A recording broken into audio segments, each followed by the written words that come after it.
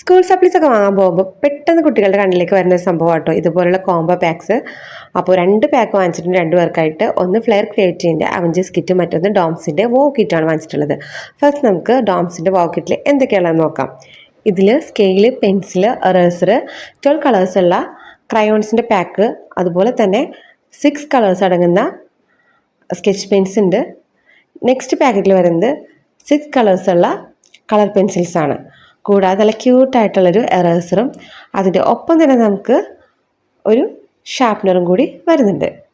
അപ്പോൾ ഇതിൻ്റെ റേറ്റ് പറയട്ടെ. ഇതിൻ്റെ റേറ്റ് വരുന്നത് 49 റുപ്പീസാണ്. നെക്സ്റ്റ് വരുന്നത് ഫ്ലെയർ ക്രിയേറ്റീവിൻ്റെ അവഞ്ചേഴ്സ് കിറ്റാണ്. ഇതിൻ്റെ പ്രൈസ് എന്ന് പറയുന്നത് 50 റുപ്പീസാണ്. രണ്ടും തമ്മിൽ ആകെ 1 രൂപയുടെ വ്യത്യാസം മാത്രമേ ഉള്ളൂ കേട്ടോ. പക്ഷേ പ്രൊഡക്ട്സ് തമ്മിൽ ചെറിയ വ്യത്യാസങ്ങൾ ഉണ്ട്. ഇതിലും സ്കെയില്, പെൻസില്, എറേസർ, ഷാർപ്നർ, അതുപോലെ 6 കളേഴ്സ് അടങ്ങുന്ന ഒരു സ്കെച്ച് പെൻ്റെ പാക്ക് ഉണ്ട്. പിന്നെ പെൻസിലിൻ്റെ പാക്ക് വരുന്നതും അതിൽ 6 കളേഴ്സ് ഉണ്ട്. ബട്ട് നമ്മുടെ ക്രയോൺസിൽ വരുമ്പോൾ ഡോംസിൻ്റെ കിറ്റിൽ 12 കളേഴ്സും ഇതിൽ 6 കളേഴ്സും ഉള്ളൂ. കണ്ടില്ലേ, വളരെ ചെറിയൊരു പാക്കാണ്. അപ്പോൾ ഇതാണ് മെയിൻ ആയിട്ടുള്ളൊരു ഡിഫറൻസ്.